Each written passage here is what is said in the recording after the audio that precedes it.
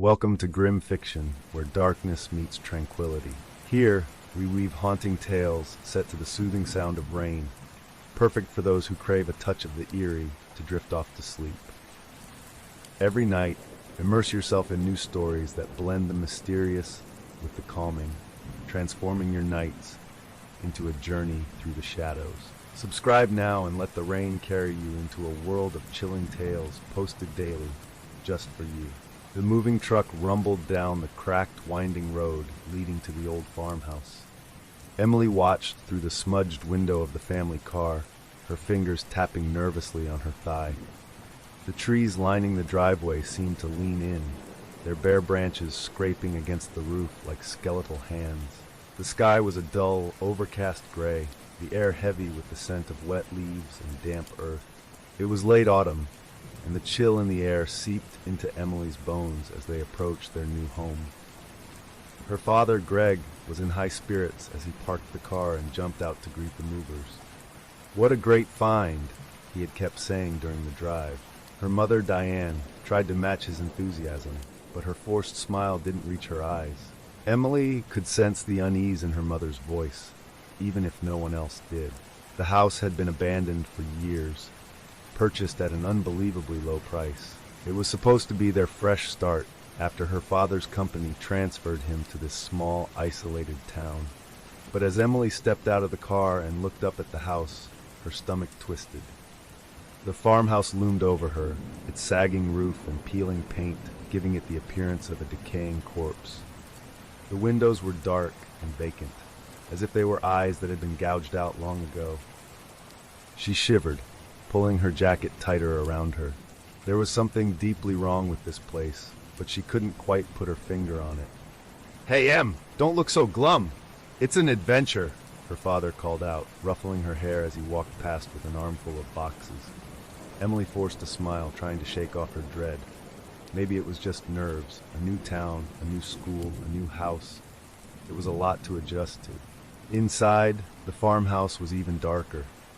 The air was thick with dust, and the wooden floors creaked underfoot as they moved from room to room. The musty scent of mold mixed with something else, something metallic that made Emily's nose twitch. Her mother opened the windows, trying to let in some fresh air, but the draft that blew in was icy cold. Emily's new bedroom was on the second floor, at the end of a long hallway lined with faded floral wallpaper. The previous owners had left behind an old cracked mirror that leaned against one wall, reflecting the room's dreariness. The bed frame was rusted, the floorboards uneven. As she set her box of belongings down, a chill ran down her spine. She couldn't shake the feeling that someone was watching her. That night, after hours of unpacking, the family gathered around the kitchen table for a late dinner. The kitchen was one of the few rooms that had been renovated, but even it couldn't escape the oppressive atmosphere of the house. The conversation was forced, the occasional silence filled only by the sound of the wind howling outside and branches tapping against the windows like bony fingers. After dinner, Emily decided to take a hot shower to relax. The bathroom was old and dingy, with a clawfoot tub that looked like it hadn't been used in decades. As the water steamed up the tiny room, Emily heard it again, a faint whisper, just on the edge of her hearing. She froze, her hands lathered with soap, listening intently. "Emily." The voice was soft, barely audible, like a breath against her ear. She whipped around, but the bathroom was empty. The whisper stopped as suddenly as it had begun, leaving only the drip of water from the faucet. Heart pounding, she quickly finished her shower, convinced it was just her imagination. The stress of the move was getting to her, she told herself. But as she stepped out of the bathroom, she nearly screamed. Her brother Max was standing there, staring at her with wide eyes. "Geez, Max, you scared me half to death," she scolded, trying to catch her breath. Max just blinked up at her, his face pale. "Did you hear it too?" he asked in a whisper. "Hear what?" Emily asked, her heart still racing. "The voice," Max said, his eyes darting nervously to the hallway behind her. "It's been calling my name." Emily's stomach dropped. She wanted to dismiss it as a trick, something Max was doing just to scare her. But the look on his face was too genuine, too frightened. "It's just the wind," Emily said, trying to reassure him. "These old houses make weird noises." Max nodded slowly, but Emily could see he wasn't convinced. She wasn't either. That night, as Emily lay in bed, she tried to focus on the sound of the rain pattering against the windows, but sleep wouldn't come. The house creaked and groaned as if it were alive, breathing around her. Her room was too cold, the air too thick. She pulled the covers up to her chin, her eyes fixed on the dark ceiling. Then she heard it again, the whisper. This time it was closer, almost as if someone were standing right beside her bed. Emily, her eyes shot open, her breath hitching in her throat. She turned her head slowly toward the mirror on the far wall. In its dim reflection, she saw the shape of a figure standing at the foot of her bed. The whisper grew louder, more insistent, and the shadowy figure seemed to move closer. Emily bolted upright, her heart pounding in her chest. But when she looked directly at the spot, there was nothing there. Only the darkness, pressing in on all sides. The whispering stopped, but the sense of being watched did not. She lay awake for hours, her eyes darting around the room, waiting for the whisper to return. But it remained silent, leaving her alone with her racing thoughts and the oppressive, suffocating darkness. Somewhere deep inside, Emily knew one thing for certain. They weren't alone in this house. Emily woke the next morning feeling groggy, her sleep broken by strange dreams she couldn't quite remember. The house seemed quieter in the daylight, less menacing, though it still held an air of discomfort. The shadows that had frightened her in the darkness now seemed to shrink back, hiding behind the worn walls and faded curtains. Downstairs, her father was cheerfully unpacking boxes in the living room, whistling a tune Emily didn't recognize. Her mother was in the kitchen, trying to coax the ancient stove into working. Max was at the table, absently stirring a bowl of cereal, his eyes distant. He looked exhausted, dark circles forming under his eyes. "Rough night?" Emily asked as she sat down beside him. Max didn't respond at first. He just kept stirring his cereal, the spoon scraping against the bowl in an irritating rhythm. Finally, he looked up at her. "It came back," he whispered, glancing around as if afraid someone would overhear. The voice, "It was in my room last night." Emily's stomach tightened. She had hoped that whatever she'd heard last night was just her imagination or exhaustion playing tricks on her. But hearing Max confirm it made her skin crawl. "What did it say?" she asked quietly, leaning closer. Max's face paled. "It just kept saying my name, over and over. It said it wanted to play." His voice was barely audible, his eyes wide with fear. Emily shivered, goosebumps prickling her arms. Before she could respond, their mother's voice cut through the air. "Come on, kids, enough whispering. There's still plenty to do before we're settled." Emily tried to push the conversation to the back of her mind as they spent the morning unpacking. But the house seemed to resist their presence. The lights flickered, despite her father's assurances that he had checked the wiring. The doors refused to stay shut, creaking open on their own, no matter how many times they were closed. And the drafts, they came from nowhere, chilling Emily to the bone. While unpacking her room, Emily decided to clean the cracked mirror left behind by the previous owners. As she wiped away the layers of dust, she noticed something odd. There were scratches in the glass, almost imperceptible, forming what looked like letters. She squinted, trying to make sense of it. "Leave." The word was faint, but unmistakable. She stepped back, her heart hammering in her chest. It had to be a prank, right? Maybe left by the previous tenants, but something about it felt wrong, like it wasn't meant to be found. That evening, as darkness fell, the house seemed to come alive again. The wind picked up outside, rattling the old windows. Emily sat in her room, staring at the mirror.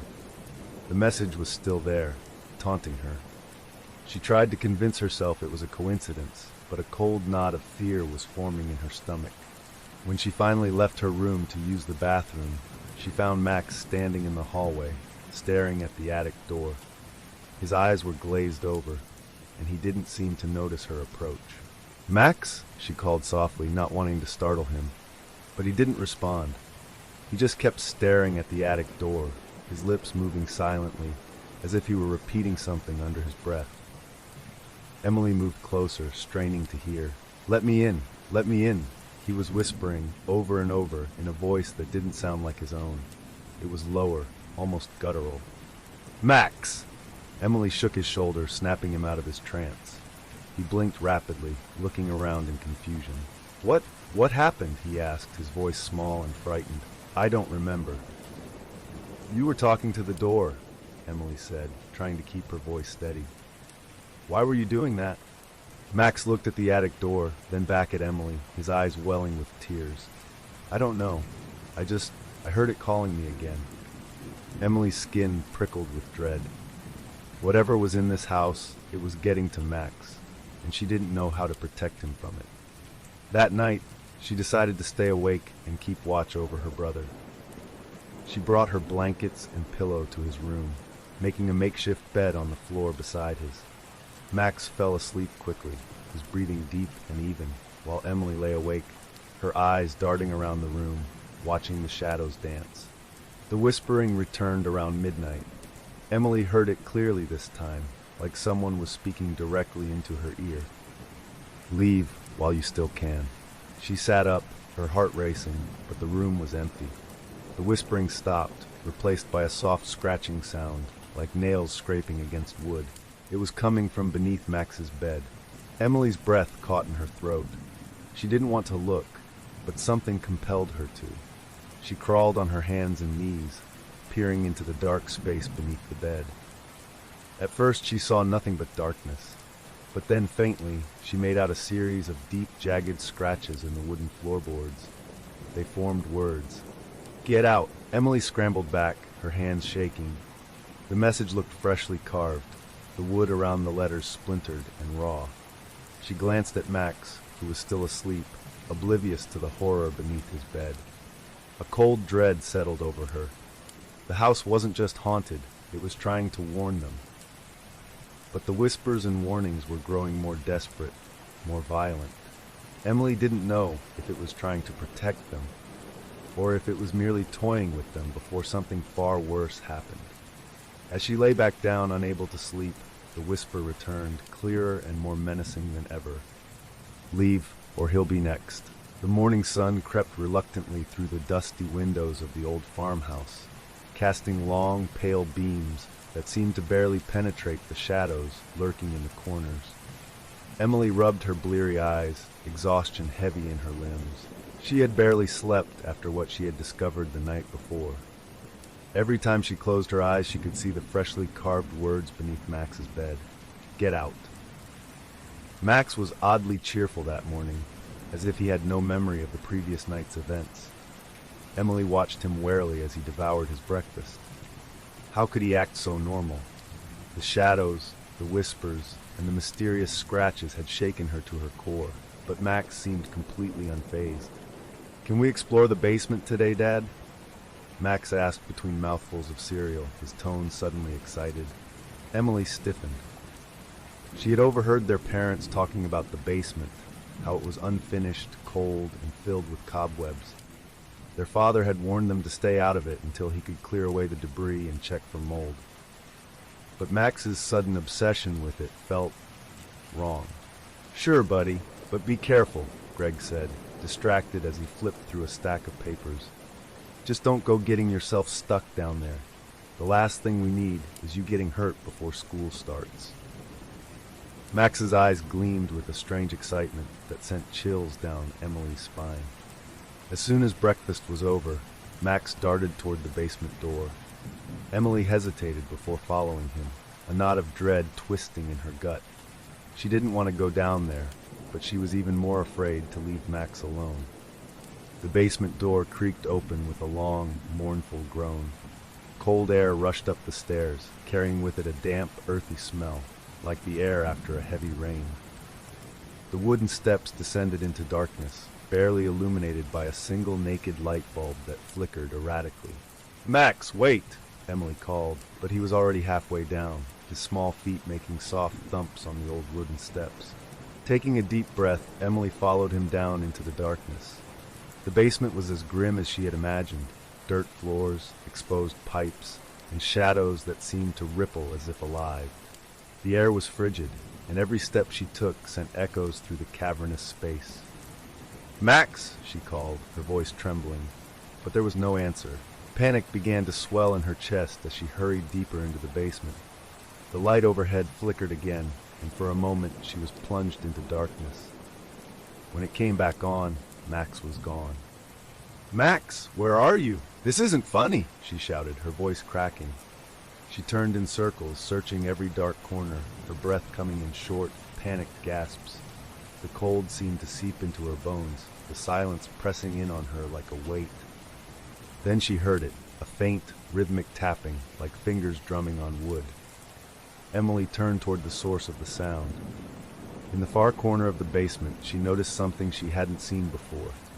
A small, child-sized door, partially hidden behind stacks of old boxes and rotting furniture. The door was old, its paint peeling, and it was covered in cobwebs. "Max?" she called again, moving toward the door. She reached for the handle, but the moment her fingers brushed the cold metal, the tapping stopped. The basement seemed to hold its breath.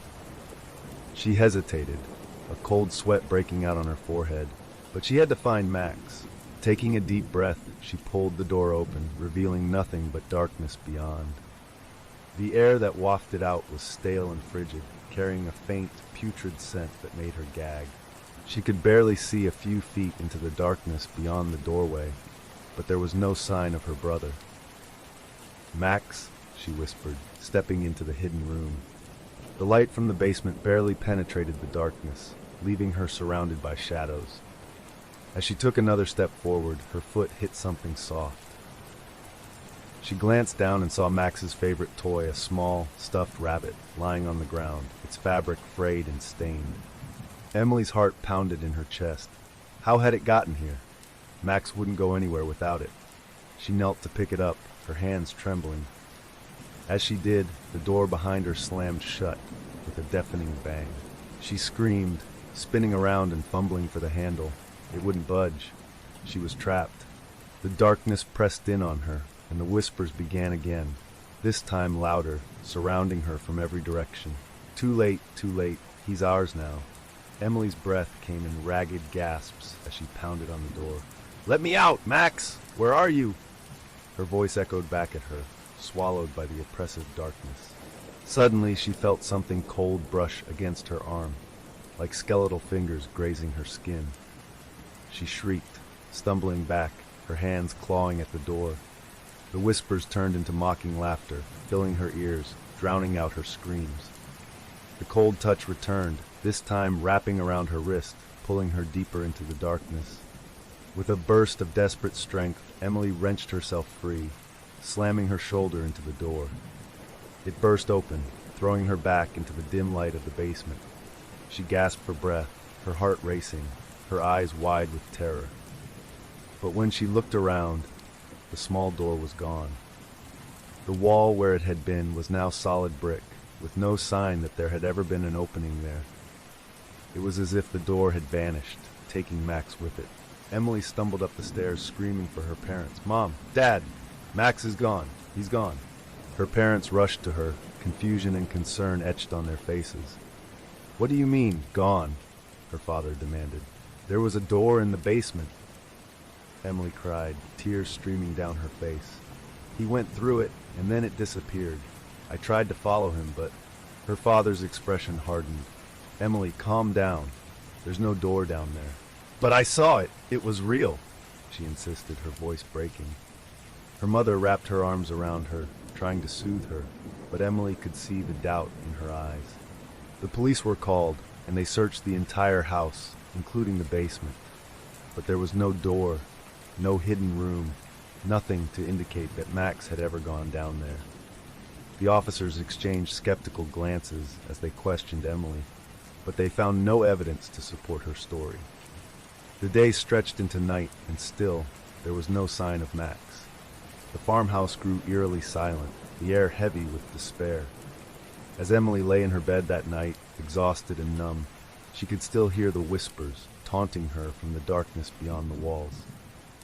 Too late, he's ours now." The shadows crept closer, as if the house itself was alive and feeding on her fear. And deep down, Emily knew that whatever had taken her brother wasn't finished. Because once the darkness claimed a soul, it would not rest until it had taken another. The search for Max stretched into its third day, and the farmhouse became a revolving door for police officers, volunteers, and townspeople, all combing the area for any sign of him. Emily's parents were frantic, their voices hushed and strained as they spoke with the authorities. The house, which had once felt cold and unwelcoming, now seemed to smother them with a heavy silence that settled like dust in every corner. Emily sat on the edge of her bed, staring at the walls, trying to piece together the events in the basement. The whispering, the strange door that appeared and vanished, the way Max had seemed different before he disappeared. No one believed her story about the door. Her father had snapped at her when she insisted on it, his frustration spilling over after hours of futile searching. As the house grew darker that evening, the sense of dread gnawed at Emily. She hadn't slept properly in days, her dreams plagued by shadows reaching for her, whispering secrets she couldn't understand. Every time she closed her eyes, she saw that child-sized door again, heard Max's faint cries for help echoing in her ears. Determined to find some answers, Emily decided to explore the house on her own. If no one else believed her, she would prove that something was terribly wrong. She started with the attic. It was the only part of the house she had yet to explore, its entrance hidden behind a narrow door at the end of the second-floor hallway.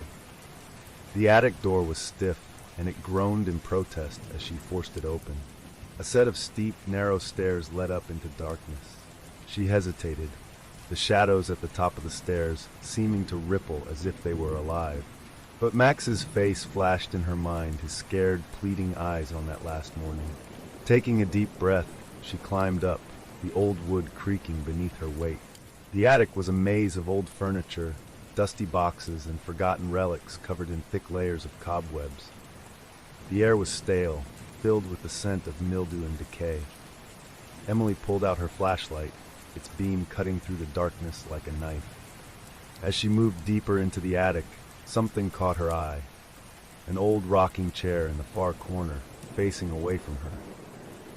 It was slowly rocking back and forth, the creak of its movement the only sound in the oppressive silence. Emily's heart skipped a beat. There was no breeze, no reason for it to move. Swallowing her fear, she approached the chair. When she was close enough, she reached out a trembling hand to stop its movement. But as soon as her fingers brushed the worn wood, the whispering returned. "Emily, Emily, he's waiting for you." The voice was soft but insistent, like a breath against her ear. She spun around, her flashlight beam dancing across the cluttered attic, but she saw nothing. Just shadows upon shadows, shifting as if alive. Her pulse pounded in her ears as she backed away, stumbling over an old trunk. But then, her flashlight beam landed on something else, a small, leather-bound book tucked beneath a pile of rotting blankets. The cover was cracked and faded, but the name Agnes Thornton was scrawled in spidery writing across the front. Curiosity overtook her fear, and she reached for the book, her hands shaking. She flipped through the brittle, yellowed pages, which were filled with frantic scribbles. The entries dated back to the 1930s and spoke of strange happenings in the farmhouse, of voices in the walls and shadows that moved on their own. One passage in particular made her blood run cold. "The shadows whisper to me in the dead of night. They want something, know someone. They hunger for the souls of the young. I can hear them in the attic, in the basement, beneath the floors. They tell me secrets I do not want to know, and they promise me freedom if I give them what they seek. But I fear it is a lie, a trick to draw me deeper into their darkness." Emily's hands trembled as she read the final entry. "They have taken my son. I hear his voice, but I know it is not him. It is them, mimicking him, taunting me. I can hear him crying, begging for help, but when I follow, it is always the shadows that greet me. I must seal the doorway, but they are too strong. If anyone finds this, leave this house. Do not listen to their lies. The doorways are everywhere." Emily dropped the journal, her breath coming in quick gasps. It couldn't be a coincidence. The voices, the hidden door, the way Max had been drawn to the basement. The shadows had taken him, just as they had taken Agnes's son all those years ago. Suddenly, a loud crash echoed from downstairs, followed by the sound of glass shattering. Emily's heart leapt into her throat as she stuffed the journal into her backpack and raced back down the attic stairs.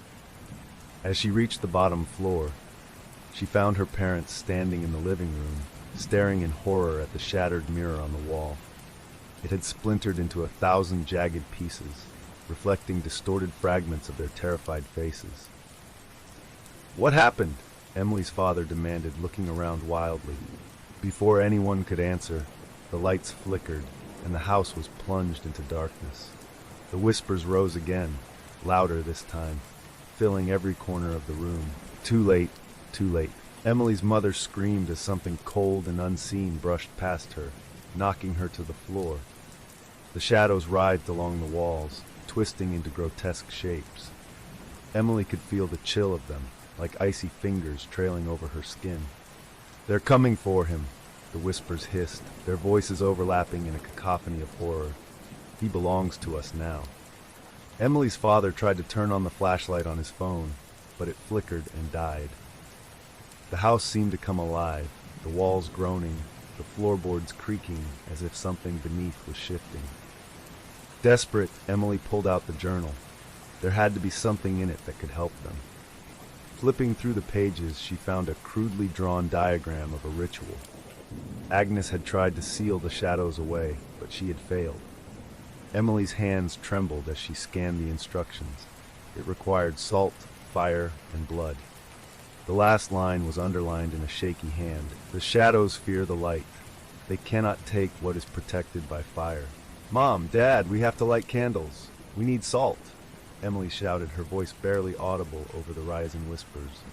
Her father looked at her like she had lost her mind, but her mother, eyes wide with fear, grabbed her arm. "What are you talking about?" "Just trust me," Emily pleaded, clutching the journal. "It's the only way to stop them." Reluctantly, her father nodded and hurried to the kitchen. Emily and her mother scrambled to gather candles and salt from the pantry. The house shook violently as if protesting their actions, and the whispers turned into a deafening roar. "Hurry, they're getting closer," Emily shouted, her voice nearly drowned out by the cacophony. They frantically arranged a ring of salt on the living room floor, placing candles at each corner. Emily cut her palm with a kitchen knife, just as the ritual described, letting a few drops of blood fall into the circle. As she lit the first candle, the shadows recoiled, screeching in fury. The whispers turned to screams, the air thick with the smell of burning rot. The flickering candlelight seemed to hold them at bay, but only just. Emily's vision blurred, the room spinning around her. She could hear Max's voice now, faint and distant, as if he were calling to her from somewhere deep below. "Emily, help me."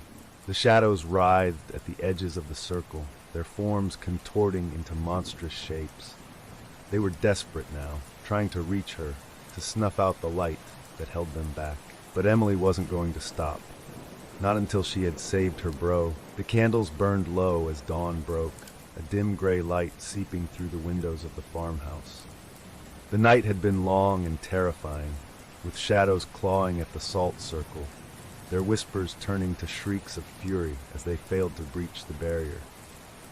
The ritual had held, but just barely. Now, in the pale morning light, the house seemed quiet, too quiet, as if it were waiting. Emily, her hands trembling and her palms still throbbing from the cut, sat slumped on the floor beside her parents. Her mother's eyes were red and puffy, her father's face haggard and pale. They hadn't slept. None of them had. "What the hell is going on, Emily?" her father finally asked, his voice barely more than a whisper. He looked at the circle of melted candles, the salt scattered across the floor, the journal clutched in Emily's hands. "What are these things?" Emily hesitated, knowing that what she was about to say would sound insane. But after the events of the night, there was no denying it anymore. "This house is haunted or cursed or something worse," she said, her voice barely steady. I found this journal in the attic. It was written by a woman named Agnes Thornton, who lived here decades ago. She wrote about shadows that speak, that take children. It happened to her son, just like it happened to Max. Her parents exchanged a worried glance. Her mother spoke up, her voice trembling. "We need to get out of this house, Greg. We should have left the moment Max disappeared." Greg rubbed his tired eyes. "We can't just leave. We have to find him." He looked at Emily with a mixture of desperation and hope. "The journal, does it say anything about how to bring Max back?" Emily shook her head, fighting the tears that threatened to spill. "It only talks about sealing the shadows away, not how to reverse what's been done. But maybe there's something more. Agnes tried to seal them, but she didn't succeed. Maybe we can finish what she started." The police had called that morning, saying they would temporarily suspend the search until new leads emerged. The house had been combed over, top to bottom, and yet they found no secret door, no hidden room, nothing to support Emily's story. As far as they were concerned, Max had simply vanished, leaving behind a grieving family and a mystery they couldn't solve. But Emily knew better. She knew the shadows had taken him, and she was determined to bring him back. The library. After some convincing, Emily's father agreed to drive her into town to visit the local library. Her mother stayed behind, insisting she would stay alert in case Max returned. The ride was tense and silent, the weight of their loss hanging heavily in the air. The town itself was small and old, with cobblestone streets and buildings that looked like they belonged to another century. The library, a tall Gothic structure, loomed ahead like a sentry guarding secrets. Inside, the librarian, an elderly woman with gray hair and a gaze that seemed to pierce through Emily's soul, greeted them with a wary smile. Emily explained that she was researching the history of their farmhouse, hoping it might hold clues to Max's disappearance. The librarian's expression darkened at the mention of the house. "That old place, it's got a history," she said, her voice low. "Not many folks talk about it anymore. Best left alone, if you ask me." But Emily was insistent. The librarian reluctantly led them to a dusty corner of the library where old town records were kept. Emily spent hours combing through yellowed newspapers and brittle documents. As she flipped through the pages, she uncovered stories that sent chills down her spine. In the late 1800s, the farmhouse had belonged to a family named the Thorntons. Agnes Thornton, her husband, and their young son, Peter.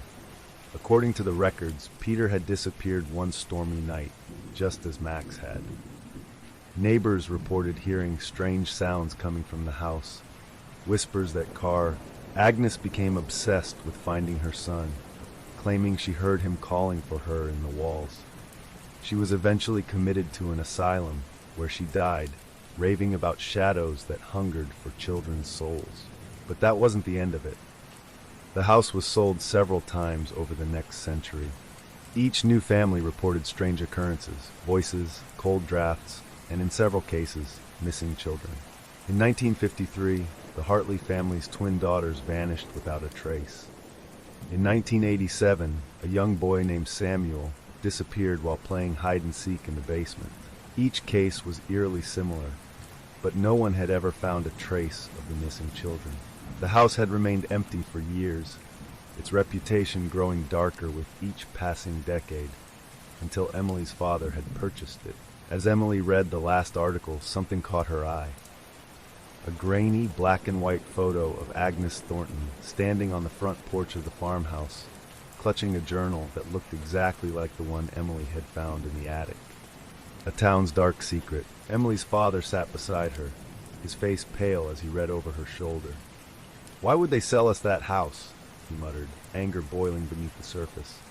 "Why didn't anyone tell us?" "Because no one wanted to believe it," the librarian said quietly, having approached them unnoticed. "And because there's something in that house that doesn't let go so easily." Emily turned to the librarian, desperation in her eyes. "Is there anything in town folklore? Any way to stop whatever is in the house?" The librarian hesitated, then sighed. "There's an old legend, older than the town itself. It said that the land the farmhouse was built on was once used by a coven that practiced dark rituals. They summoned shadows from beyond our world, creatures that fed on the innocence of children. When the townspeople discovered what was happening, they killed the witches and sealed the gateway they had opened. But the shadows never left. What happened to the gateway? Emily asked, leaning forward, her pulse quickening. The librarian shook her head slowly. No one knows for sure. Some say the witch's altar is hidden beneath the house, in a chamber that can only be reached by those the shadows choose. Others say it's just a tale to scare children. But Emily knew it wasn't just a story. She had seen the door in the basement, the one that had vanished, and the whispers that had lured Max. That door must be the gateway. And if she could find it again, she might have a chance to bring him back. The discovery, as they drove back to the farmhouse, Emily's mind raced. She clutched the journal to her chest, her knuckles white. Her father was silent beside her, his jaw clenched. They had no idea what they were up against, but they had to try. As soon as they arrived home, they found Emily's mother pacing the living room, her face pale and eyes wild. "I heard him," she said, clutching Emily's arm. "I heard Max's voice coming from the walls." Emily's heart sank. The shadows were getting bolder. They were playing tricks, using Max's voice to lure them deeper into the house's darkness. But she couldn't let fear paralyze her. "We need to go back to the basement," Emily said with a newfound determination. "If the altar is down there, we might be able to open the door again and bring Max back." Her parents exchanged a fearful glance, but nodded. They couldn't afford to doubt her anymore. Armed with flashlights, candles, and the ritual instructions from Agnes's journal, they descended into the basement once more. As they reached the bottom of the stairs, the air grew colder, and the whispers began anew, swirling around them like a dark, malevolent wind. "Emily," Max's voice drifted through the darkness, soft and pleading. "Help me." But this time, Emily was ready. She gripped her flashlight tighter, her eyes scanning the walls for any sign of the hidden door. Because the basement was colder than Emily remembered, the air so frigid it felt like breathing in ice. The flickering beam of her flashlight barely penetrated the darkness, which seemed to thicken the deeper they ventured. Emily's parents followed close behind, their faces pale and drawn with exhaustion. The shadows clung to the corners, moving almost imperceptibly, as if they were alive. "Stay close," her father whispered, gripping the heavy flashlight like a weapon. Emily nodded, her heart pounding so loudly it drowned out the faint whispers that surrounded them. "Emily, Emily, come find me." Max's voice echoed softly through the basement, the sound coming from everywhere and nowhere at once. The tone was desperate, almost mournful, but Emily knew better than to trust it. The shadows had mimicked Max's voice before, taunting her with false hope. "Keep your eyes open for any hidden doors or passages," Emily instructed, her voice shaking. Her mother held a bundle of candles in one arm and a bag of salt in the other, ready to form another protective circle if needed. The basement seemed larger than before, the darkness stretching out into what felt like an endless void. The walls themselves appeared to shift, creating new shadows that danced and twisted in the dim light. Emily kept her focus, remembering the ritual instructions from Agnes's journal. There had to be a hidden entrance somewhere, a gateway to the shadow realm where Max was trapped. Suddenly the air grew even colder and the faint smell of rot filled the space. Emily gagged, covering her nose. "It's here," she whispered. "We're close." The sound of soft weeping drifted through the air, and Emily's heart clenched. It sounded exactly like Max, crying softly, just like he did when he was scared. For a moment she almost broke down. She wanted to run toward the voice, to comfort him, to tell him that everything would be okay. But she had to stay focused. The shadows were trying to lure her, to trick her into letting down her guard. Her father moved ahead, sweeping his flashlight across the walls. "There's got to be a way to," he stopped abruptly, his beam landing on something. "Emily, over here." Emily hurried to his side, her mother close behind. The flashlight illuminated a section of the wall that looked different from the rest. It was smoother, the bricks newer and less worn. Emily's father pressed his hands against the wall, pushing and prodding, and then click. The sound of grinding stone filled the air as a narrow door slowly swung open, revealing a passageway beyond. A rush of cold, foul-smelling air blasted out, nearly knocking them off their feet. The passage was pitch black, the darkness within it almost tangible. Emily's flashlight flickered, threatening to go out, but she kept it steady, pointing it down the corridor. "That must be it," her mother whispered, her voice trembling. Do we really go in?" Emily nodded, swallowing her fear. "If that's where Max is, we have to." The three of them stepped into the narrow passage, the darkness swallowing them whole. The walls were damp, and a thick, cloying odor clung to the air. The whispers intensified, swirling around them like a cacophony of hissing voices. He's waiting. The passage seemed to go on forever, twisting and turning, the floor sloping downward. Emily could feel the presence of the shadows closing in, like cold fingers brushing against her skin. Her mother muttered prayers under her breath, while her father kept one hand on Emily's shoulder, as if afraid she would be snatched away into the darkness. Finally, they reached the end of the passage, stepping into a wide circular chamber.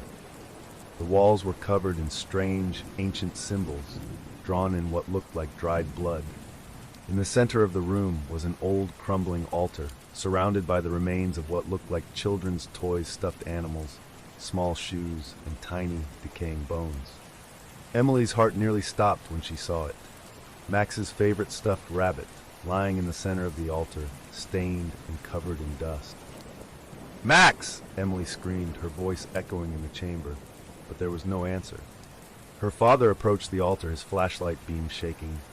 "What is this place?" he whispered, horrified. "What did they do here?" Before anyone could answer, a shadow detached itself from the wall, rising up like a dark mist. It twisted and coiled, forming a shape that resembled a figure, a man with hollow eyes and a wide, toothy grin. The whispers grew louder, overlapping, filling the air with a maddening chorus. "He's ours now. He belongs to the shadows." "No, he's my son!" her father shouted, stepping forward. But the shadow figure only laughed, a sound like nails scraping against metal. Emily's mother quickly scattered a ring of salt around them, lighting one of the candles she had brought. The shadows recoiled, hissing in anger, but the laughter did not stop. "Your circle won't hold us forever," the shadow figure taunted. "You think you can take him back? You are far too late." But then from the darkness, a soft, trembling voice emerged. "Emily." She spun around, her flashlight beam landing on a small figure standing just outside the salt circle. It was Max. He looked pale, his clothes filthy, but his eyes were hollow, glazed over as if he were sleepwalking. "Max!" Emily cried, tears streaming down her face. She reached out to him, but the moment her hand left the salt circle, a shadowy tendril lashed out, wrapping around her wrist like a snake. The cold was unbearable, seeping into her bones. "Stay back, Emily!" her father yelled, grabbing her and pulling her back into the circle. The shadows shrieked in fury, but they couldn't cross the line of salt. "Max, please, come here!" Emily pleaded, her voice breaking, but Max just stood there, swaying slightly, his eyes unfocused. "He cannot hear you," the shadow figure sneered. "He is one of us now." Emily's mind raced. She couldn't let Max slip away into the darkness forever. Then she remembered something from Agnes's journal. The shadows cannot take what is protected by light. "Dad, the candles!" Emily shouted. "We need more light!" Her father grabbed the remaining candles from his backpack, lighting them as quickly as his trembling hands allowed. The flames cast a warm glow that pushed back the shadows, making them writhe and shrink. For a moment, Max's eyes cleared, and he seemed to recognize Emily. "Emily!" he whispered, his voice so faint it was almost lost in the chaos. "Help me!" Taking a deep breath, Emily stepped to the edge of the circle, holding one of the candles in front of her like a shield. The shadows hissed and recoiled as she inched forward, the candlelight flickering but holding steady. "Max, you have to come to me," Emily said, her voice firm despite her fear. "The light will protect you. You have to step into the circle." For a moment, it seemed like Max didn't understand, but then slowly he took a hesitant step forward. The shadows around him shrieked in rage, their dark tendrils lashing out, trying to drag him back. "Come on, Max, you can do it!" Emily screamed, her heart pounding. With one final desperate lunge, Max threw himself into the circle of salt, collapsing into Emily's arms. The shadows screamed, their forms disintegrating as the light from the candles flared brighter, filling the chamber with a blinding glow. And then, all at once, the darkness was gone. The whispers stopped, the basement was silent, the oppressive cold lifting like a veil. Emily held Max tightly, sobbing into his filthy hair. You're okay," she whispered, rocking him back and forth. But as she looked down at him, she saw that his eyes, though clearer, still held a shadow of darkness in their depths. He was back, but something had followed him, a PSO. The air in the farmhouse was thick with tension. They had brought Max back from the basement, but something was clearly wrong. He was here in body, but his eyes were distant, hollow, as if part of him had been left behind. Emily's parents tried to soothe him, holding him close, whispering words of comfort, but Max just stared ahead, unblinking. The house seemed to hum with a low, ominous vibration, as if it were holding its breath, waiting for something. Emily could sense it. Whatever they had brought back with Max wasn't done with them. The shadows were still lurking, just beyond the edge of the light, hungry and furious. They had come so close to claiming Max, and they would not give up so easily. As dusk fell, the farmhouse grew colder, the shadows lengthening along the walls. Max was sitting at the kitchen table, his fingers twitching, his gaze fixed on something that only he could see. Every now and then he would mumble under his breath, fragments of sentences that made no sense. "They're coming, too dark, can't hide." Emily's father, Greg, was pacing the floor, running a hand through his disheveled hair. "What do we do now?" he muttered. "We can't stay here, not with whatever this is." Her mother, Diane, was at the stove, stirring a pot of soup, though her hands were shaking so badly that she could barely keep hold of the spoon. "Maybe we should go to a hotel just for the night," she suggested, her voice tight with anxiety. "No," Emily said firmly, clutching Agnes Thornton's journal to her chest. "Leaving won't help. The shadows will follow us. They're tied to Max now. The only way to stop them is to finish the ritual Agnes started." Her parents exchanged a glance. They were frightened, confused, and exhausted. But after everything they had witnessed, they could no longer deny that something supernatural was happening. Emily laid the journal on the table, flipping to the page with the ritual instructions. The faded ink was barely legible, but she had read it so many times that she knew it by heart. Agnes tried to seal the shadows away, but she failed because she didn't have enough light or enough sacrifice. We need to finish what she started. It's the only way to free Max. Her father leaned over her shoulder, squinting at the ancient text. "What exactly are you suggesting, Emily?" "There's a binding ritual," Emily explained, her voice steady despite the fear gnawing at her insides. "It requires fire, salt, and blood. But most importantly, it needs light enough light to drive the shadows back into whatever hell they came from." She hesitated, then added, "And it needs a willing sacrifice." "A sacrifice?" her mother gasped, her face going pale. "Absolutely not. There's no way." Emily cut her off, her voice calm but resolute. "Agnes tried to do it alone, but she wasn't strong enough. That's why it didn't work. But if we all do it together, we might have a chance." Greg shook his head. "No, Emily, I'm not letting you put yourself at risk. We'll find another way." "There is no other way." Emily's voice broke, tears stinging her eyes. "Max is slipping away. We brought him back, but whatever's inside him, it's not done with him yet. If we don't act now, we'll lose him, for good this time." Her father's shoulders slumped, defeated. Diane's eyes filled with tears, but she nodded. "What do we need to do?" Preparing for the ritual, they gathered everything they needed from around the house: candles, matches, salt, and an old silver knife that Emily found in one of the kitchen drawers. The ritual required a specific symbol to be drawn on the floor, a circle inscribed with runes that Agnes had described in her journal. The circle was meant to trap the shadows and force them to release their hold on Max. Max was disturbingly quiet as they prepared. He sat on the couch, his eyes glazed, his lips moving silently as if he were talking to someone only he could see. Occasionally he would let out a soft, high-pitched giggle, the sound so unnerving it sent chills down Emily's spine. "Max," Emily whispered, kneeling beside him, "we're going to help you, I promise." For a moment his eyes cleared, and he looked at her with something like recognition. "It hurts, Emily," he whispered. "They're in my head. They don't like the light." "We're going to stop them," Emily said, squeezing his hand. "Just hold on a little longer." As they finished drawing the circle and placing the candles, the house seemed to come alive. The walls groaned, and a deep, rhythmic thumping began, as if a heartbeat were pulsing beneath the floorboards. The air was thick with the smell of decay, and the temperature dropped so sharply that their breath misted in the air. "It's time," Emily said, her voice barely more than a whisper. "The ritual begins." They placed Max in the center of the circle, his small body shivering uncontrollably. Emily, her parents, and the flickering candlelight were the only things keeping the encroaching darkness at bay. Emily's father gripped the silver knife, his face pale. "Are you sure about this, Emily?" Emily nodded. "We have to cut our palms and drip blood into the salt circle. It's the only way to bind the shadows." With trembling hands, each of them sliced their palms, the sharp sting of the blade sending jolts of pain through their bodies. The blood dripped onto the salt, hissing as it touched the ground.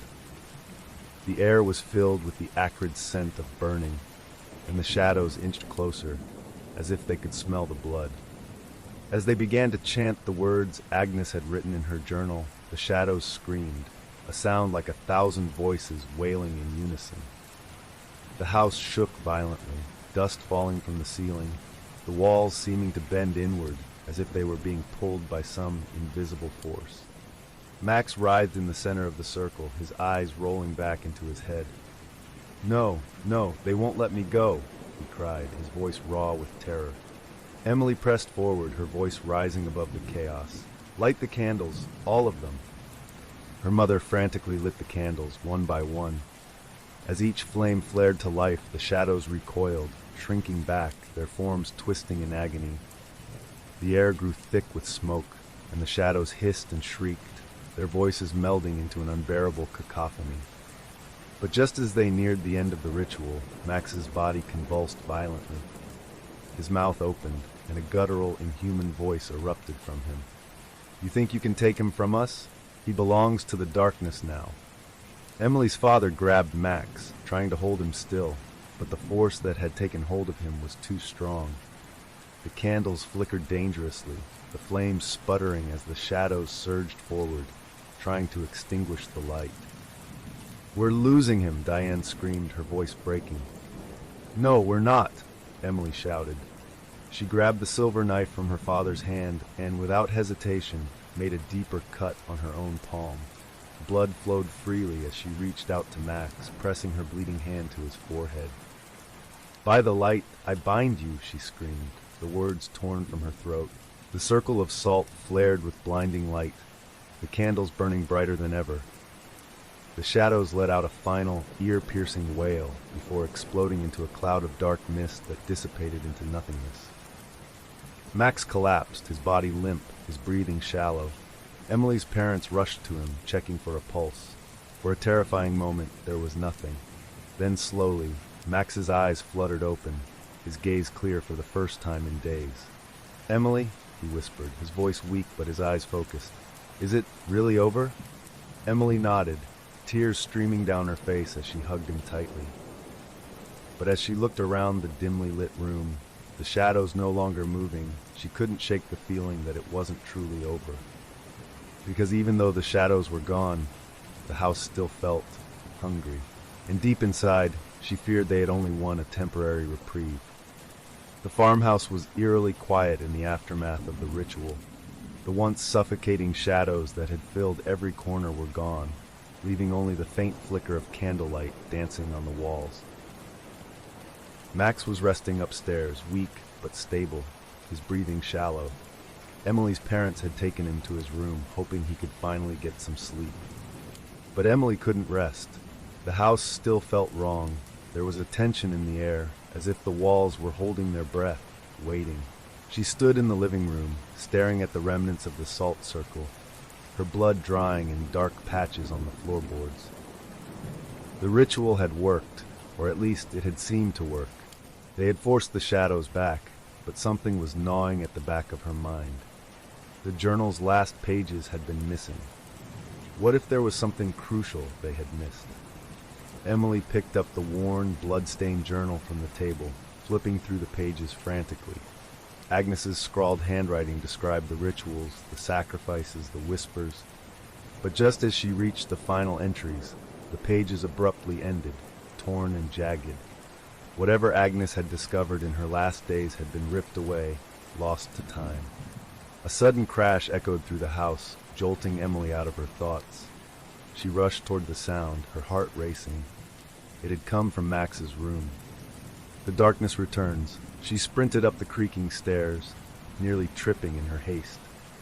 When she burst into Max's room, she found her parents standing over his bed, their faces pale with terror. Max was thrashing wildly, his eyes rolled back into his head, his mouth moving silently, as if he were in the throes of a nightmare. "What's happening to him?" Diane cried, trying to hold Max down as his small body convulsed. Greg looked at Emily, his eyes wide with desperation. "I thought we banished them," her father shouted. "We did everything you said, Emily." Emily's mind raced. The ritual had driven the shadows back, but perhaps it had only been temporary. As she stared at Max's twitching form, she realized with a sinking feeling that whatever they had done, it hadn't been enough. The shadows hadn't left, they had merely retreated, biding their time. Max's eyes snapped open suddenly, but they were wrong. His pupils were pitch black, the whites completely gone, like two dark, endless voids. He stopped thrashing and turned his head slowly to look at Emily. "Sister," he said, but it wasn't Max's voice. It was deeper, older, filled with a malevolent glee. "You think you can save him? You only delayed the inevitable." Emily's heart froze. "Let him go," she screamed, stepping closer, but the thing inside Max only laughed, a sound that sent icy chills down her spine. "He is ours now," it hissed.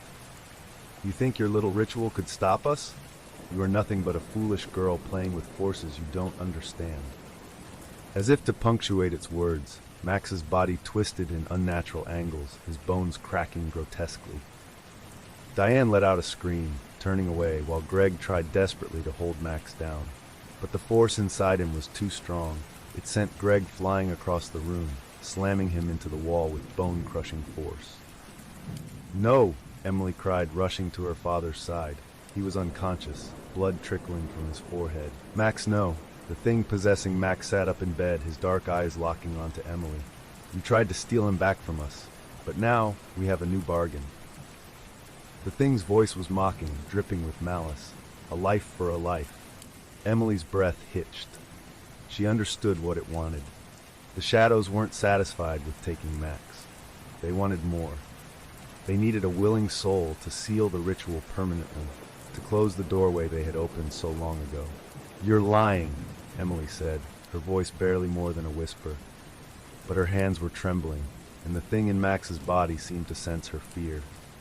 "It is the only way," it said, leaning closer, its dark eyes glittering. "Sacrifice yourself, and we will release him. Resist, and he will die, his soul torn apart until there is nothing left." Emily's mind raced. Could she trust it? Could she believe anything these creatures said? But then she looked at Max, at his small, trembling form. For a moment she saw a flicker of the real Max behind those black eyes, a glimmer of hope, of pleading. "Emily," he whispered, his voice breaking through the demonic growl. "It hurts, please." She couldn't let him suffer. She couldn't lose him again. The bargain. Emily made her decision. She turned to her mother, who was cradling Greg's limp form, tears streaming down her face. "Mom, listen to me," Emily said urgently. "Get Dad out of here. Take him to the car. Don't come back, no matter what you hear." Diane's eyes widened in horror. "No, Emily, you can't. Just go." Emily screamed, her voice cracking with desperation. "If you stay, you'll all die." Diane hesitated, torn between her daughter and her unconscious husband. But then she nodded, a broken sob escaping her lips. She dragged Greg's limp body out of the room, casting one last tearful glance at Emily before disappearing down the hallway.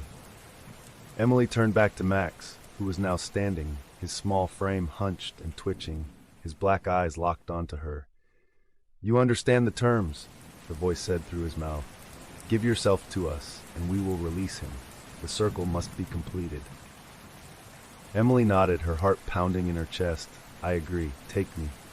The shadows around the room surged forward like a tidal wave, enveloping her.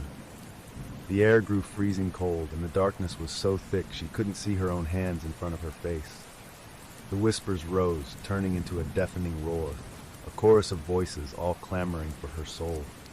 But Emily held on to one thought, Max. She couldn't let him die. If this was the price, she was willing to pay it. The darkness closed in, crushing her, squeezing the breath from her lungs. She could feel icy tendrils wrapping around her throat, her limbs pulling her deeper into the void. The pain was excruciating, like knives slicing into her skin. But then, through the darkness, she heard a voice, a soft, familiar voice. "Emily, please, don't do this." It was Max, the real Max. For a moment the darkness wavered, the shadows hesitating. Emily realized with a shock that Max was fighting back, pushing against the darkness from within. "No," the demon inside him screamed, its voice cracking with fury. "You belong to us." Emily summoned every ounce of strength she had left. "Max, you have to fight. I'm not leaving you," she shouted, her voice breaking through the cacophony. Max's eyes flickered, the blackness receding for just a moment. "Emily, I'm trying," he whimpered.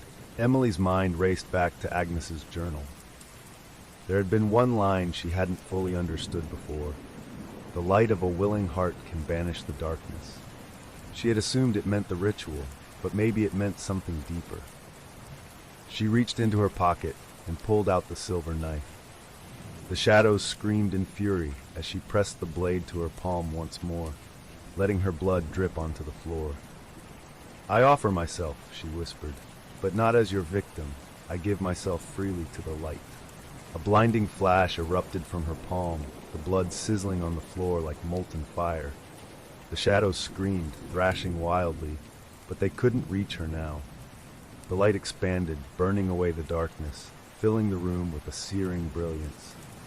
Max collapsed, his eyes returning to their normal blue, his face streaked with tears. The shadows howled in rage as they were banished, retreating into the cracks and crevices of the house, unable to withstand the pure, blinding light. Emily fell to her knees, exhausted but alive.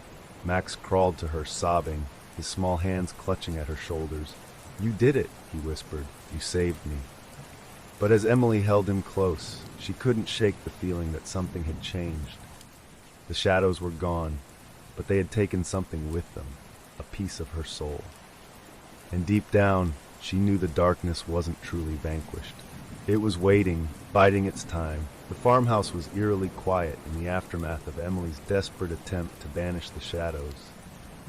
The oppressive darkness had lifted, but the air was still thick with the scent of smoke and burning decay. Emily, weak and drained, held Max in her arms. He was shivering, his small frame racked with sobs. Her parents had returned after hearing the terrible screams, and now they huddled around Max, relieved but fearful of what might still lurk in the depths of the house. "Emily," her father said, his voice strained as he held her close. You did it. You saved him." But Emily knew better. The shadows had retreated, but they hadn't been destroyed. She could still feel them, lurking just beyond the thin veil of light they had managed to conjure. It was as if the house itself was waiting, watching, biding its time. Max's eyes were clear now, the darkness that had once consumed them replaced with fear and confusion. But as he looked up at Emily, she saw something else, something that sent a chill down her spine. A flicker of something old, something cruel, that did not belong to her little brother. "We need to leave," her mother said urgently. "We need to get far away from this place." "No," Emily said, shaking her head. We can't run. If we leave now, it will follow us. We haven't finished the ritual. The shadows are still tied to this house and to Max. Her father's face went pale. But you just said, it's not over, Emily interrupted. The shadows, they let Max go, but they took something else in return. They're still here, still bound to this place. We need to close the gateway permanently, or they'll come for him again. And next time, they won't let go. Max whimpered, clinging to Emily. I can still hear them, he whispered. They're calling me, saying they're coming back. Emily's heart sank. She had suspected as much, but hearing Max confirm it solidified her worst fears. The ritual had been incomplete, and now the shadows were enraged. They had tasted Max's soul, and they would stop at nothing to take him back. A revelation. As Emily tried to figure out their next move, she remembered the journal. There had to be something they'd missed, something that could finally break the curse that had haunted the house for over a century. She turned to the last, tattered pages, desperately searching for answers. It was then that she saw it, a small note scribbled in the margin in Agnes Thornton's frenzied handwriting. The blood of the willing can seal the doorway, but only if the offering is made at the source, the heart of the house, the altar beneath the earth. Emily's stomach dropped. She had thought the altar in the basement was the source, but according to Agnes, there was another deeper, older, hidden beneath the very foundations of the house. Dad, Emily said, her voice tight. There's another chamber, deeper than the basement. That's where the real altar is. That's where we need to finish the ritual. Her father shook his head, disbelief and exhaustion etched on his face. Emily, this is madness. We've already tried. Dad, listen to me, she snapped, her voice sharp and urgent. The ritual wasn't completed because we did it in the wrong place. The shadows are tied to the original altar, the one hidden beneath the house. We have to find it and seal it off for good. Greg looked at his daughter, seeing the fierce determination in her eyes, the strength that had kept them alive this long. He nodded slowly. All right, he said. We'll do it your way. The descent into darkness. With renewed determination, the family gathered whatever supplies they could find, candles, salt, the silver knife, and Agnes's journal. Max, though frightened, insisted on coming with them. They're afraid of you, Emily, he whispered. When you're close, they can't hurt me. Emily's heart broke at the thought of leaving him behind, terrified and alone, so she agreed to let him come, promising to protect him with her life. They descended into the basement once more, their flashlights casting narrow beams that barely cut through the dense shadows. The deeper they went, the colder the air became, and the whispers returned, swirling around them like a chilling wind. Turn back, too late, he's ours. Ignoring the whispers, Emily led them to the section of the basement where they had previously found the hidden door. But this time, instead of opening into the small room they had explored before, the door led to a set of stone steps, spiraling even deeper into the earth. The air was thick with the smell of damp soil and decay. The walls of the passage were covered in strange symbols, glowing faintly with a sickly green light that seemed to pulse like a heartbeat. As they descended, Emily could feel the oppressive presence of the shadows closing in. This was it, the heart of the house, the source of the darkness that had consumed so many lives. The hidden altar. At the bottom of the stairs, they emerged into a vast underground chamber. The ceiling was so high it disappeared into darkness, and in the center of the room stood a massive stone altar, covered in strange, writhing symbols. The air was heavy with the stench of rotting flesh, and scattered around the altar were the remnants of old, decayed toys, grim reminders of the children who had been taken. Max whimpered, clutching Emily's arm. It's here. It's waiting, he whispered, his eyes wide with terror. Emily nodded, forcing herself to stay calm. She turned to her parents. We have to be quick, she said. Once we start the ritual, the shadows will try to stop us. Greg and Diane hurried to set up the candles in the salt circle around the altar, their hands shaking. Emily stood at the center, gripping the silver knife. She had read Agnes's instructions over and over. The ritual required a final sacrifice to seal the gateway once and for all. The blood of the willing, Emily whispered, staring at the knife. She had known it would come to this. The shadows needed a soul to seal the door, to end their grip on the house, and it had to be someone who chose to give themselves freely. Her father's eyes widened as he realized what she was about to do. Emily, no, there has to be another way. There isn't, she said, tears streaming down her face. If I don't do this, they'll take Max. They'll take all of us. Max cried out, reaching for her. No, Emily, please, don't leave me. Emily's heart shattered, but she couldn't let the shadows take her brother again. I'm doing this for you, Max, she whispered, cupping his tear-streaked face. You have to be strong. I love you. Without another word, she stepped into the center of the circle.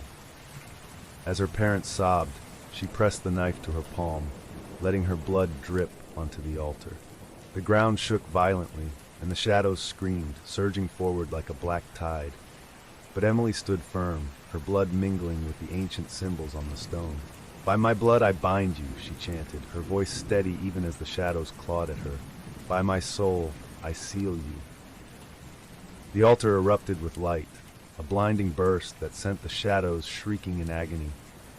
The ground beneath them began to crack, fissures opening up, swallowing the darkness. The chamber trembled as if it were being torn apart. Max screamed, Emily, no! But it was too late. The light enveloped her, burning away the shadows, sealing the gateway shut. The last thing Emily heard was Max's voice, crying out for her as the darkness dissolved into nothingness. And then there was only silence. When Greg and Diane finally opened their eyes, the chamber was gone. They were back in the basement, the air clear and the oppressive weight lifted. Max was on his knees, sobbing uncontrollably. But Emily was gone. The house, now devoid of its shadows, stood silent. The whispers had ceased, the darkness lifted, but at what cost? Max looked up at his parents, his eyes red and swollen. She saved me, he whispered. But she's gone. Greg held his son tightly, tears streaming down his face.